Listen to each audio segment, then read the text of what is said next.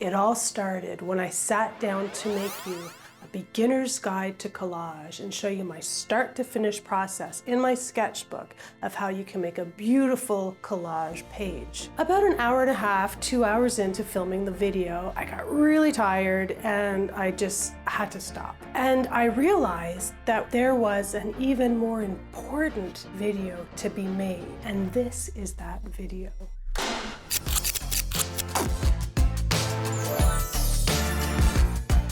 Even I, who have been collaging for many years, can get myself into the situation where I've bitten off more than I can chew and I just need to give up. I think it's a good idea for you to understand that it is possible to break the whole process down into manageable chunks. You don't have to finish your whole collage art piece in one session. You can break it down into multiple steps over multiple days. I take my inspiration from kind of all over the place. I look on Pinterest at nature photography. I pin my own photographs. I also keep a sketchbook that I make doodles of ideas for compositions for artwork. When it is time to go into my studio and start composing an art piece, often I don't even look at my inspiration boards on my Pinterest. I don't even look at my sketchbook.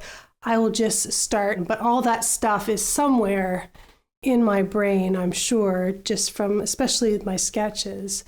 But when I'm really stuck, that's when I will go to the sketchbook. I will go to Pinterest to get an idea going. And it usually won't end up the same as a sketch I've done before, but it does sort of light the fire and get me going. So it's an indispensable tool to have. When I work in a sketchbook to make collages, I love working in a grid structure. I find this gives the page a really nice polished look, even though it's in a sketchbook, and it kind of elevates it to more of an art book than a sketchbook. It's usually when I'm done, I'm finished one page. Before putting my sketchbook away, I will tape off a grid pattern to create a little frame. I don't tend to tape up my background papers if I'm working on single sheets of paper as my background. But if you are framing your finished collage in a traditional frame under glass, then it is a good idea to leave a border that you can tape that border into your frame.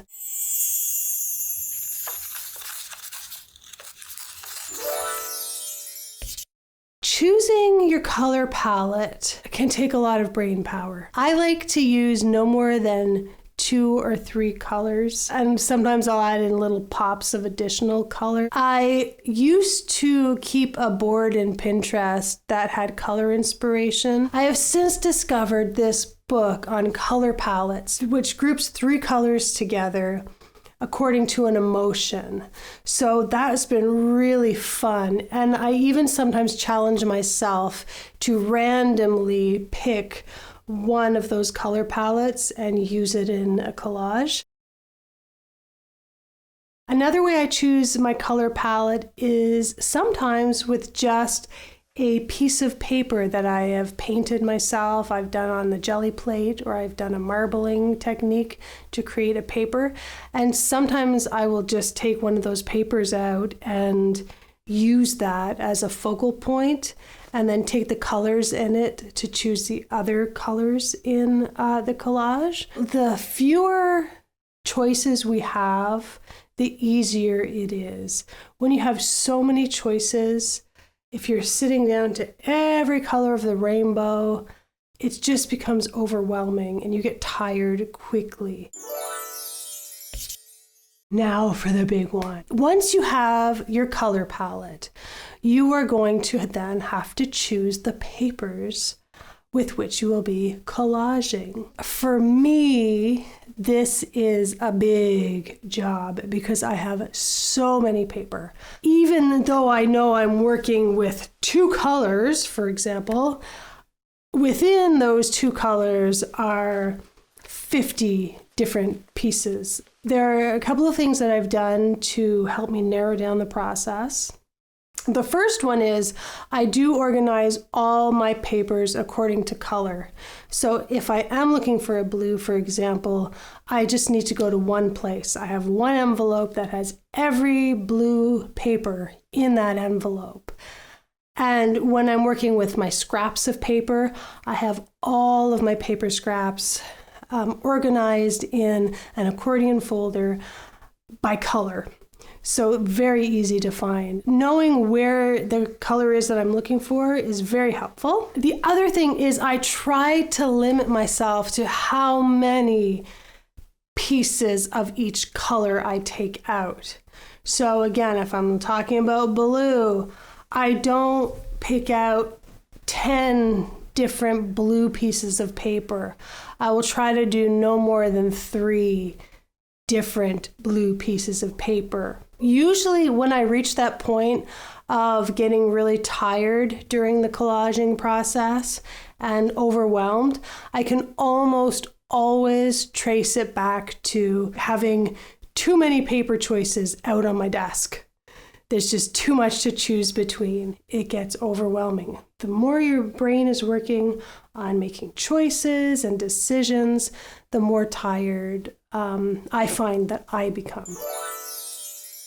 So whether you're working on a piece of thick watercolor paper or on a canvas or onto a wooden board, the background generally needs to be prepared. I usually paint the background, so it requires me taking out my supplies, my either acrylic, gouache, watercolor, poster paint, taking out the paints, taking out the palette, the brushes, the water, something to cover my table because it's messy. So it involves taking out a lot of supplies, and then you have to clean up the paints right away when you're done. There's more of a preparation and a cleanup involved when you are painting the background.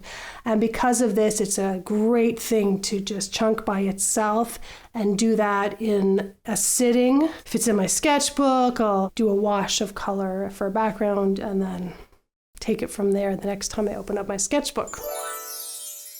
I have all my collage tools neatly organized and grouped together by type. So I'll have all my glues in one area. I have all my scissors and X-Acto knives and cutting tools in another container. And they're all neatly stored away close to the place that I am doing my collage work. So when I'm ready, I can just sit down in my studio and pull them out, and I don't have to go searching around the rest of the house looking for something, because it is so frustrating when you can't find something that you need, and it's just a waste of energy to go off looking for it. And I have a video that I will link below, and I'll put it at the end of this video, where I talk about all of the tools I use in my collage art. So you might find that helpful. Once you have your background paper taped and painted, you are ready to start the actual collage portion of the process. I usually cut and arrange a lot of my papers on my background surface before I even start gluing them down, because I'm going to be moving them a lot. I'm composing as I'm cutting the papers. I'm just moving them around. There's no hurry. It's not a race to get your collage piece finished. I will get up and leave, sometimes with very little glued onto the background. I'll have a lot of work left to do. Take your time. Once you glue it down, it's stuck.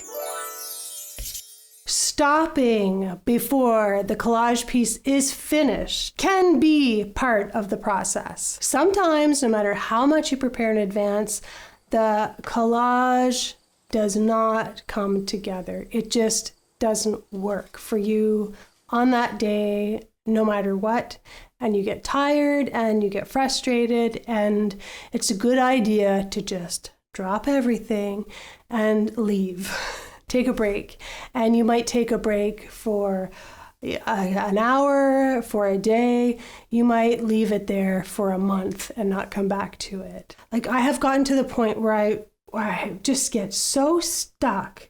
I just can't make it work, and just abandoned it and come back like several months later to finish it. And it becomes one of my favorite pieces that I've ever made. So you can take your time with some of these things. And sometimes I don't finish them at all. I have collage pieces that I put away in a drawer, and I have yet to come back to them again. It's not to say I never will, but they have been sitting there for a couple years and I haven't worked on them. And there are times that I'll come into the studio and I feel so uninspired, and I will find one of these unfinished collage works, and it's like finding a gold mine. I don't have to worry about any of the other process except just adding a few little finishing touches. And that is the perfect thing at that moment. So it is really nice to have a lot of different pieces at different stages of being finished.